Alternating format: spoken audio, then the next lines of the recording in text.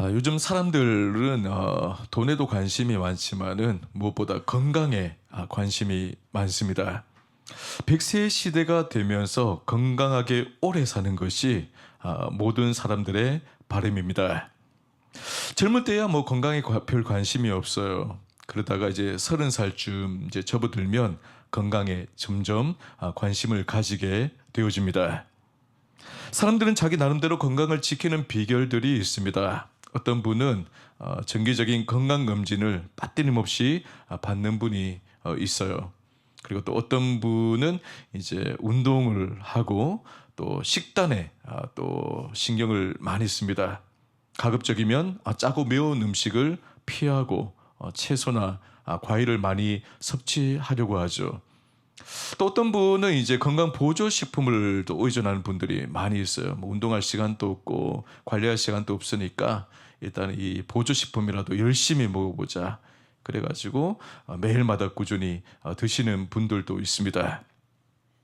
저도 이제 건강을 지키기 위해서 매일 이제 집에서 운동을 합니다. 적어도 30분 이상씩 이제 운동에 할애를 해요. 이번에 목회도 보니까 체력 없으면 건강 없으면 못 하겠더라고요. 그래서 매일같이 저도 나름대로 또 체력을 관리를 하고 있습니다. 육신의 건강 참 중요하죠. 여러분 육신이 무너지면 일상의 삶이 불가능해져요. 근데 육신의 건강보다도 더 중요한 것이 영혼의 건강입니다. 영적 건강이에요. 그리스도인들은 영혼에 관심을 가져야 됩니다. 늘 내 영혼이 건강하게 잘 성장하고 있는가를 눈여겨보셔야 돼요. 늘 진단을 해야 합니다. 오늘 우리가 읽은 본문에 보면 예수님의 비유가 나옵니다. 여기서 우리는 영적 상태에 따라서 사람을 세 부류로 나눌 수 있다는 것을 발견하게 되어져요. 자, 그러면 어떤 부류의 사람이 있는가? 첫 번째로 사단의 지배를 받는 자연인이 있어요. 자연인이. 21절을 보시면 강한 자가 무장을 하고 자기 집을 지킬 때에는 그 소유가 안전하되. 여기서 이 강한 자라는 것은 사단을 뜻해요. 사단. 그리고 자기 집은 사단이 지배하고 장악하고 있는 사람을 가리킵니다. 보통 집을 소유한 사람은 큰 걱정 없이 지내죠. 자기 집에서 편안하게 그렇게 살아갑니다. 사단도 마찬가지예요. 사단은 자신이 소유하고 지배하고 있는 사람 안에 머물면서 편안히 지냅니다. 사람은 처음에 누구나가 자연인으로 태어나요. 자연인 안에는 하나님을 부정하는 마음이 있습니다. 하나님의 말씀을 듣기보다 사단의 음성에 귀를 기울이는 경향이 있어요. 그래서 예수님은 하나님의 선민이라고 자부했던 유대인들을 향하여서 사단의 자식이라고 했어요. 마귀의 자녀라고 부릅니다. 사단은 대단히 강한 존재죠. 오늘날 수많은 사람을 자기의 소유로 삼습니다.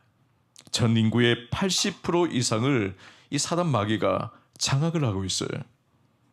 사단의 세력은 너무나 강력해서 인간이 감히 대적할 수 없습니다. 인간의 힘으로는 사단을 이길 수가 없어요. 그래서 하나님의 사람으로 인정받던 자도 가끔 사단의 희생물이 되는 것을 볼 수가 있습니다. 대표적인 인물이 힘이 장사였던 삼손, 그죠? 나중에 사단의 희생물이 되어지죠. 역사상 가장 부유하고 지혜로웠던 솔로몬도 인생 말년에 사단의 희생물이 되어집니다. 그리고 예수님을 3년 동안 따라다니며 제자 행세했던 가룟 유다도 결국 사단의 노예가 되었어요. 그만큼 여러분 사단의 영향력이라는 것이 막강한 거예요. 사단은 다양한 무기를 가지고 사람을 공격합니다. 그 중에서도 가장 강력한 무기는 거짓말이에요. 거짓말. 거짓은 사단의 가장 중요한 무기입니다. 사단은 진리를 거짓으로 의심하게 만듭니다. 하나님을 찾지 못하게 만들고 헛된 우상 앞에 절하게 만들어요. 우상을 섬기게 만들어요. 우리는 성령을 통하여서 하나님의 말씀이 진리임을 확신을 하죠. 말씀을 통해서 우리는 하나님이 어떠한 분인가를 알게 되어집니다. 내가 어떻게 여기에 존재하게 되어졌고 무엇을 위해서 살아가야 되는지 깨닫게 되어지죠. 말씀 안에 거룩하게 사는 길이 있습니다. 하나님을 기쁘시게 하는 길이 있습니다. 상처받은 자가 치유받는 길이 있어요. 하나님의 말씀이야말로 변함없는 절대적인 진리입니다. 근데 이 사단 마귀는 사람 마음에 의심을 불어넣어서 이 말씀을 진리로 받아들이지 못하게 만들어요. 자꾸 의심하게 만들어요. 거부하게 만들어요. 창세기 보면 에덴 동산에서 뱀으로 변장한 사단이 아담과 하와를 유혹을 하죠. 하나님이 선악과 먹지 말라고 했는데 이 뱀이 교묘하게 다가와서는 하와에게 말합니다. 이거 먹으면 눈 밝아져. 너도 하나님처럼 될 수가 있어. 그 말에 혹한 이 하와가 그만 그 선악과를 먹어버리죠. 이처럼 사단은 거짓에 능합니다. 또한 사단은 사람의 본능을 교묘하게 이용을 합니다. 사람과 짐승의 차이가 뭐예요? 짐승 이 동물은요, 본능에 따라 행동을 해요. 반면에 사람은 생각하고 행동을 합니다. 사람은 하나님의 형상을 닮아서 무턱대고 행동하지 않아요. 생각하고 행동합니다. 하지만 사단은요, 사람에게 생각할 기회를 주지를 않아요. 본능 따라서 행동하게 합니다. 감정대로 행동하게 충동질을 해요. 오늘날 사단에게 이용당하는 사람들이 많습니다.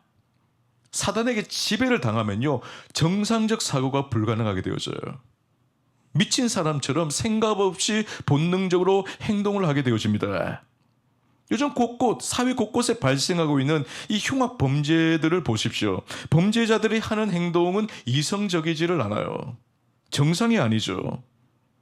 사단에게 이용을 당해서 완전히 이성을 잃고 행동을 한 겁니다. 이것이요, 자연인이에요. 자연인은 사단의 지배를 받는 자입니다. 예수를 믿지 않는 사람, 주님께로 돌이키지 않는 모든 사람들은 어디에 해당되느냐? 자연인에 해당이 되는 거예요. 사단의 종노릇하며 늘 거짓에 속아 살게 됩니다. 그야말로 본능대로 살다가 죽는 비참한 인생이 됩니다. 저는 우리 중에 자연인이 한 사람도 없기를 바랍니다. 아무도 예수를 제대로 믿지 않는, 여러분 아직도 예수를 제대로 믿지 않는 분이 계시다면 여러분 자연인의 삶을 끝내고 예수께로 돌아오시기를 바라요. 예수 그리스도를 통하여서 사단의 지배에서 속히 벗어나셔야 합니다. 다음으로 마음이 비어있는 종교인이 있습니다. 마음이 비어있는 종교인이 있어요. 24절과 25절을 보시면 더러운 귀신이 사람에게서 나갔을 때 물 없는 곳으로 다니며 쉬기를 구하되 얻지 못하고 이에 이르되 내가 나온 내 집으로 돌아가리라 하고 가서 보니 그 집이 청소되고 술이 되었거늘 이에 가서 저보다 더 악한 귀신 7을 데리고 들어가서 거하니 그 사람의 나중 형편이 전보다 더 심하게 되느니라. 사단의 세력이 물러가고 그 마음이 비어 있는 사람을 종교인이라고 합니다. 사단이 사람 속에서 나갈 때가 있습니다. 예를 들어서 예수를 믿지 않는 가정 가운데 어느 한 사람이 예수를 믿고 굉장히 뜨겁게 신앙생활을 하면요, 그 가정에 하나님의 은혜가 흘러가기 시작해요. 가족들 안에 이전과는 전혀 다른 새로운 영적 분위기가 조성이 되어집니다. 그때 사단의 역사가 물러갑니다. 예수 믿는 신실한 부모 밑에서 자란 자녀는 부모의 영향을 고스란히 받죠. 교회도 나오고 신앙생활에도 관심을 기울입니다. 술, 담배도 끊습니다. 외관상으로 보면 분명한 변화가 있어요. 그 사람의 마음은요, 사단이 지배한다고 볼 수가 없습니다. 만일 사단이 그 마음을 지배하고 있다면 그런 변화가 있을 수가 없는 것이죠. 사단이 떠난 마음이에요. 마음이 청소가 되어지고 정리되어져 있습니다. 하지만 진짜 예수를 믿는 사람은 단지 마음만 정리되는 게 아닙니다. 겉모습만 달라지는 것이 아니에요. 예수의 십자가의 보혈의 피로 완전히 씻김 받은 새 사람이 됩니다. 그리스도 안에서 새로운 피조물이 됩니다. 종교인은 진정한 거듭남을 몰라요. 성령 충만함이 무엇인지 모릅니다. 말씀을 읽다가 가슴이 뜨거워지는 경험도 없고 성령 충만하여 기도해 본 경험도 없습니다. 여러분, 눈물 흘리며 자복하며 회개하는 모습을 찾아볼 수가 없어요. 죄 때문에 별로 괴로워하지 않습니다. 죄를 지는데도 별로 괴로워하지 않아요. 하나님 나라에 대해 소망을 두고 살아가는 삶을 아주 고리타분하게 여깁니다. 이것이 종교인의 특징이에요. 종교인의 마음은 비어 있습니다. 사단이 떠나갔기 때문에 마음이 텅 비어 있어요. 비어 있는 마음에 주님이 찾아오셔서 채워주시면 참 좋을 텐데 비어 있어요. 근데 그 상태로 두면 뭐가 자라냐? 잡초가 자라기 시작해요. 그 마음에 잡초가 자라요. 이 잡초라는 것은 자기의 여러 가지 의견을 의미합니다. 견해를 말해요. 자신이요 모든 것의 기준이 되어버립니다. 지금까지 나를 지배하던 사단은 분명히 떠나갔습니다. 거기까지는 긍정적이죠. 하지만 주님이 내 마음에 오셔서 나를 지배하지 않아요. 그러면 누가 나를 지배해요? 나 자신이 나를 지배하는 거예요. 내가 중심이 되는 거예요. 내가 주인 노릇하는 거예요. 내가 모든 것의 기준이 되어져 버리는 거예요. 여러분, 내가 주인 노릇을 하는 종교인의 특징이 있습니다. 예를 들어서 여러분 그 어떤 거칠애를 좋아했던 제사라든지 어떤 그런 종교 의식을 좋아했던 그 유대인들처럼 외적인 데 치중을 하게 되십니다. 교회는 다니는데 여러분 영적인 일에 관심이 없어요. 딱 정해진 시간에 예배 자리에 나와서 예배 시간 지키고 그 예배 순서를 함께 동참하는 데는 관심이 많아요. 그런데 영적인 데 관심이 없어요. 예배를 드리는데 항상 외적인 데 관심이 많은 거예요. 오늘 목사님 말씀이 뭐 어떻다든지, 오늘 찬양이 어떠하다든지, 성도들 안에 뭐 사랑이 많고 적다든지 막 그런 걸 자꾸 평가를 해요. 또 종교인의 특징 중 하나는 뭐냐면 일에만 집중한다. 영혼에 관심 없어요.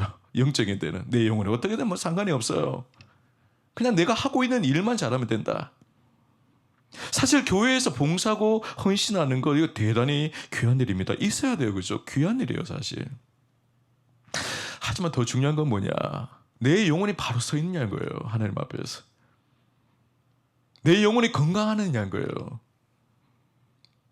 신앙생활은 뭐냐, 자기 영혼의 밭을 가꾸는 일입니다. 이것이 모든 것에 있어서 우선순위가 되어져야 돼요. 봉사는 하나님과 친밀한 관계를 통해서 공급되어지는 그 능력으로 감당해야 되는 겁니다. 하지만 종교인은 하나님과의 관계보다도 늘 일이 우선이에요. 일이 우선이에요. 일 자체에 몰두합니다. 집중합니다. 종교인을 보면 겉모습은 좀 변한 것 같아요. 근데 그 마음을 들여다보면 자기가 주인이에요. 자기가 막 자기 기준에 따라서 말씀을 해석하고 말씀을 판단하고 모든 신앙생활을 평가를 합니다. 그래서 자기가 받아들일 것만 속속 받아들이고 이 마음이 부담되는 거는요 밀어내요. 거부해요. 항상 말씀대로 살지를 않아요. 말씀을 읽어도 내가 좋아하는 부분은 아멘하고 받아들이지만은 마음에 걸림이 되는 것은 완전히 소외시켜버려요. 여러분, 이것은 하나님의 말씀에 순종하는 것이 아니고 자기 자아에 순종하는 삶이에요. 이거 신앙생활 안 해요. 칼 바르트라는 신학자가 이런 말을 했습니다. 사람 안에는 마지막으로 무너져야 할 벽이 하나 있는데 그것은 바로 에고라는 벽이다. 다른 말로 말하면 자아라는 벽이다. 이게 깨뜨려져야 된다. 여러분, 우리 자아의 이 벽을 깨뜨리지 못하면 우리는 진정한 그리스도인이 될 수가 없어요. 아무리 겉으로는 그리스도인 냄새가 난다 할지라도, 모양은 그리스도인이라 할지라도 여러분 사실 그 사람 종교인입니다. 여러분, 빈 마음이라는 것은요, 오래가지 못해요. 예수님 편도 사단의 편도 아닌 어중간한 회색 지대에 있으면요, 여러분, 그 오래가지 못합니다. 결국 나갔던 사단 마귀가 들어와요. 굉장히 무서운 말씀을, 사단 마귀가 들어와요.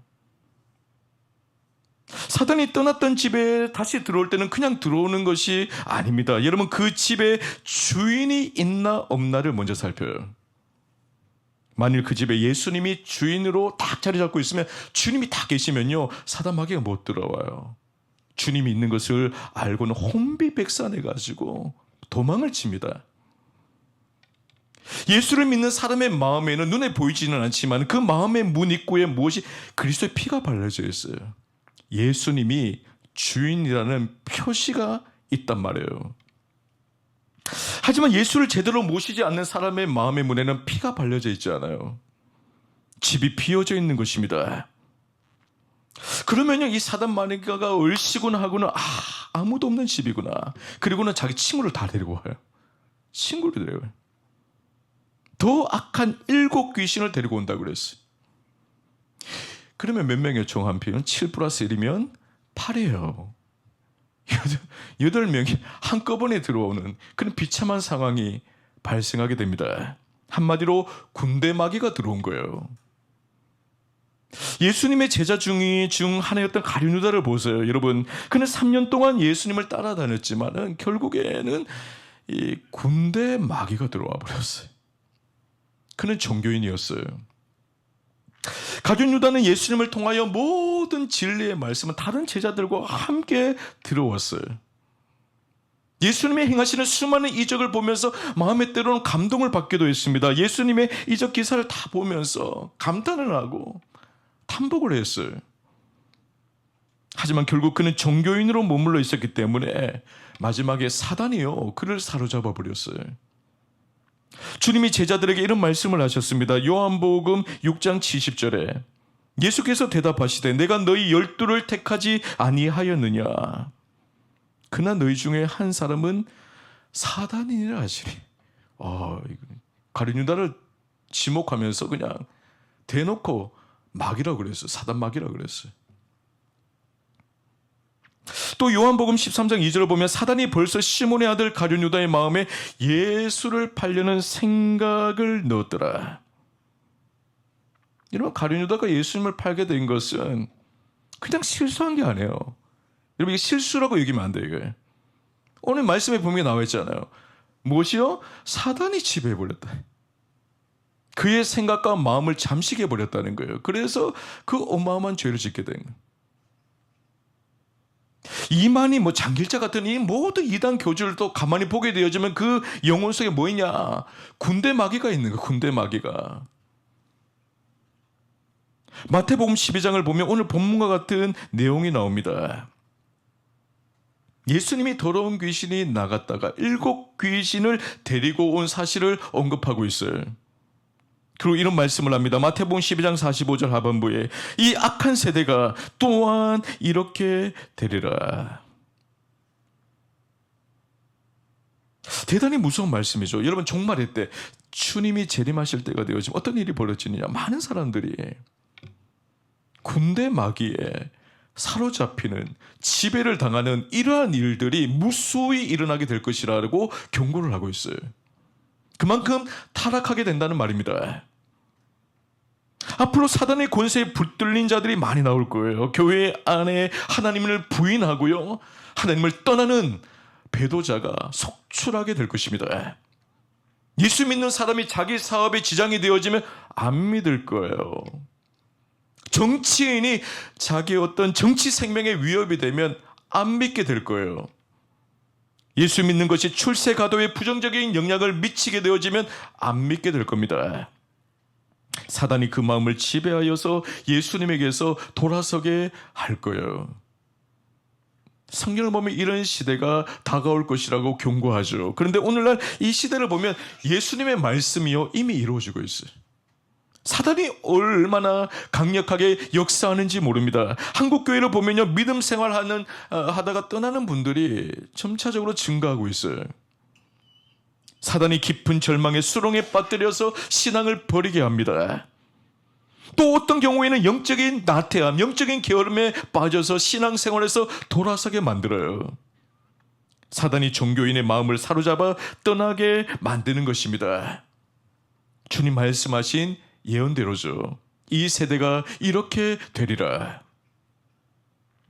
하지만 여기서 우리가 분명히 알아야 될 사실이 있습니다. 여러분, 종교인이 되었다는 것은 기회일 수 있어요. 내 마음이 비어있다는 것은 예수 그리스도를 내 마음의 주인으로 모셔드릴 수 있는 기회예요. 우리 중에 종교인이 계시다면 낙담하시지 마시기를 바랍니다. 기회예요. 가족들을 통해 기독교에 관심을 가지게 되었다면 기회죠. 예수 믿는 주변 사람들을 통하여서 신앙의 호감을 갖게 되어졌다면 기회입니다. 어떤 어려움과 고난으로 인하여서 하나님을 찾게 되었다. 기회가 온 거예요. 내 마음이 당장 근본적인 변화를 경험하지 못하였다도 하도 여러분, 예수님에 대한 관심이 생겼다면 기회가 온 거예요. 여러분, 그 기회를 붙들 수 있기를 바랍니다. 여러분, 예수 그리스도를 온전히 내 마음에 모셔드릴 수 있기를 축복합니다. 마지막으로 예수님이 다스리시는 그리스도인이 있습니다. 자, 20절을 보시면 그러나 내가 만일 하나님의 손을 힘입어 귀신을 쫓아낸다면 하나님의 나라가 이미 너희에게 임하였느니라. 예수님이 마음을 지배하면요, 어떤 하나님 나라가 임한대요. 하나님 나라가. 예수님은 능력이 많으신 분이십니다. 강하신 분이십니다. 그래서 하나님의 손에 의해서 귀신이 쫓겨난다고 했어요. 방금 읽은 20절에 손이라는 단어는 헬라 원본을 보게 되어지면 손가락으로 되어져 있어요. 하나님은 손가락만으로도 사단 마귀를 물리칠 수 있는, 쫓아낼 수 있는 분이라는 겁니다. 또 다른 성경을 보게 되어지면 이 손가락이 아니고 성령에 의해서 사단이 쫓겨난다고 되어져 있어요. 뭐 성령이든지 손이든지 손가락이든지 능력인지 상관이 없습니다. 중요한 것은 뭐냐? 하나님이 사단보다도 훨씬 더 강하시다는 거예요. 사단이 우리 마음을 아무리 장악하고 능력을 행사해도 예수 그리스도가 우리 마음 가운데 임하게 되어지면 사단 마귀가 쫓겨나는 역사가, 물러가는 역사가 일어난다는 사실이에요. 하나님 나라가 임하는 거예요. 그렇다면 하나님 나라가 무엇인가? 로마서 14장 17절에 하나님의 나라는 먹는 것과 마시는 것이 아니요 오직 성령 안에 의와 평강과 희락이라. 하나님 나라는요, 성령 안에 있는 의와 평강과 희락이에요. 하나님 나라가 임한 사람이 그리스도인입니다. 하나님 나라가 임했기에 그는 의를 사랑하는 사람이 됩니다. 삶 속에서 늘 평강을 경험해요. 희락이 그 인생 가운데 있습니다. 성도 여러분, 삶의 진정한 기쁨을 누리려면 마음이 치료받아야 돼요. 우리 삶에 늘 평강이 넘쳐나려면 마음의 근본이 달라져야 됩니다. 사단의 지배를 받는 사람이 있어요. 사단의 지배를 받는 자연인에게 아무리 기뻐하라고 여러분 외쳐도 그건 아무런 소용이 없어요. 마음이 비어있는 종교인에게 평안해야 된다고 권면하는 것은요, 시간 낭비예요. 이들을 향하여서 좀 더 적극적으로 생각해라. 왜 그래 부정적이야? 긍정적으로 생각해라. 아무런 도움이 되지는 않습니다. 근본적인 치료가 필요합니다. 그렇다면 어떻게 하나님 나라가 임하는 것을 경험할 수가 있는가? 의와 평강과 희락을 누리면서 우리가 살 수가 있는가? 그리스도가 그 마음을 지배하도록 해야 돼. 예수 그리스도가 그 마음을 장악하고 그 마음을 지배하는 역사가 일어나야 돼. 그때 마음에 진정한 평안이 찾아옵니다. 기쁨이 임합니다. 성도 여러분, 우리의 마음을 한번 정직하게 돌아보세요. 그리스도가 여러분의 마음을 지배하고 있습니까? 여러분의 마음 속에 의가 있어요? 희락이 있습니까? 평강이 있습니까? 누구도 빼앗아갈 수 없는 하나님이 주시는 그 영적인 복이 내 영혼 가운데 삶을 지배하고 있냐는 말이에요. 교회 다니는 분들을 보면 한동안 열심히 신앙생활을 하는 분들을 볼 수가 있습니다. 그런데 사업이 좀 안 되거나 가정에 어려움이 오면요, 그때부터 교회 안 보여요. 전화도 안 받아요. 신방도 거절하고 잠적을 해버립니다. 참 너무 안타까운 일이죠. 물론 여러분 믿음이 어린 종교인이어서 그럴 수는 있습니다. 그런데 진짜 그리스도인, 예수님을 내 마음의 중심의 주인으로 모시고 예수님의 다스림을 받고 지배를 받는 사람은요, 어떤 순간에도 평안을 잃어버리지 않아요. 기쁨을 잃어버리지 않습니다. 하나님이 부어주시는 능력으로요, 그 모든 상황과 어려움과 현실을 극복하고 이겨냅니다. 믿음으로 승리해냅니다. 이 사람이 참된 그리스도인이에요. 결론적으로 말씀드립니다. 여러분, 이 하나님 나라가 임하는 문제는 내 힘으로 되는 것이 아닙니다. 내가 원한다고 해서 하나님 나라를 소유할 수 있는 것이 아니에요. 오직 주님이 내 마음에 찾아오셔서 내 마음을 지배하고 내 마음을 다스려 주실 때 하나님 나라를요, 소유하게 되어져요.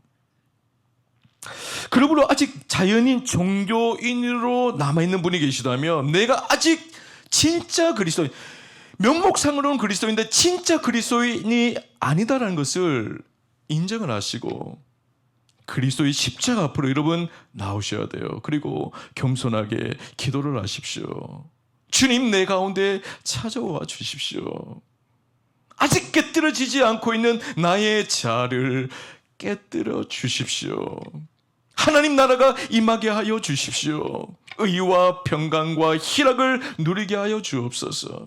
주님만으로 채워지는 역사가 있게 해주십시오.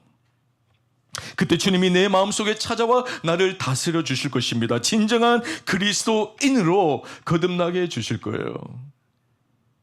저는 우리 가야제일교회 모든 성도가 참된 그리스도인 되기를 축복합니다. 여러분, 교회는요, 숫자가 중요한 게 아니에요. 그 성도들 중에 진짜 참된 그리스도의 지배를 받는 사람이 얼마나 되느냐가 중요한 거죠. 여러분, 참된 그리스도인이 많아야지 건강한 교회예요. 하나님이 기뻐하시는 교회입니다. 능력 있는 교회입니다. 저는 우리 가야제일교회가 그런 성도들, 참된 그리스도인으로 채워지는 은혜의 역사가 일어날 수 있기를 축복합니다. 우리 모두에게 하나님 나라가 임하기를 원해요. 요한일서 3장 8절 하반부를 보시면 하나님의 아들이 나타나신 것은 사단의 일을 멸하려 하심이라. 여러분, 사단의 일을, 자연인으로 있을 때 우리 안에 있었던 그 사단 마귀, 종교인으로 있을 때 찾아오는 그 사단 마귀를 멸하는 이가 누구냐 하면 예수 그리스도라고 했어요. 하나님 나라를 소유하게 만드는 이도 누구요? 예수 그리스도로 했어요. 여러분, 그분을 여러분의 마음의 주인으로 모시고 사시기를 바랍니다. 그때 세상을 이길 수가 있습니다. 우리를 대적하고 시험하는 사단을 이기게 되어집니다. 이러한 놀라운 축복을 날마다 누리며 살아가는 우리 모두가 될 수 있기를 주의 이름으로 간절히 축원합니다. 이제 주시는 말씀